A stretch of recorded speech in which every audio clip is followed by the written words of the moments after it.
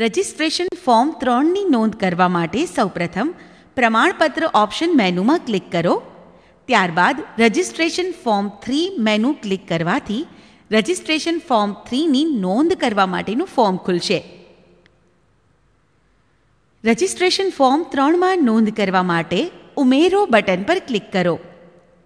જે છેલ્લો registration number હશે તે રજિસ્ટ્રેશન નંબરમાં આવી જશે.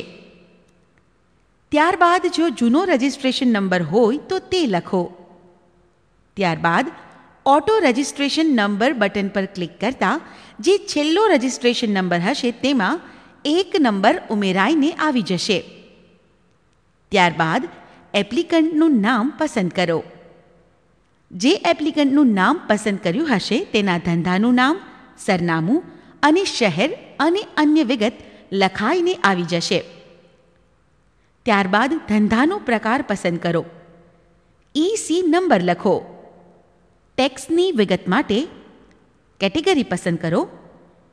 જે કેટેગરી પસંદ કરી હશે તેની સબ કેટેગરી આવી જશે અને તે પસંદ કરો. જે સબ કેટેગરી પસંદ કરશો તેમાં આવતી ટેક્સની રકમ લખાઈને આવી જશે. વાર્ષિક ટર્નઓવર કેટલું છે તે લખો.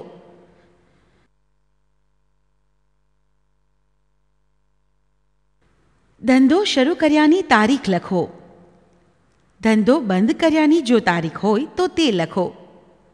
નોંધ નંબર લખો. સબ નોંધ નંબર લખો. બેંક પસંદ કરો.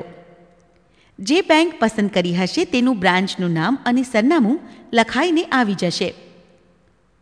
જો કંઈ નોંધ હોય તો તે લખો. જો કોઈ પણ સંજોગોમાં રજિસ્ટ્રેશન નંબર બદલવાનો થાય તો તેના માટે રજિસ્ટ્રેશન નંબર લખો. રજિસ્ટ્રેશન નંબર બદલવાનું કારણ લખો. બદલવા માટે રજૂ કરેલ પુરાવાના નામ લખો.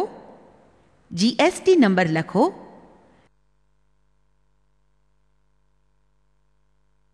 CST નંબર લખો. PT નંબર લખો. EC નંબર લખો. પાન કાર્ડ નંબર લખો. ગુમાસ્તા ધારા નંબર લખો. કંપનીનો રજિસ્ટ્રેશન નંબર લખો. જો એપ્લિકન્ટ સિનિયર સિટીઝન હોય તો તે પસંદ કરો.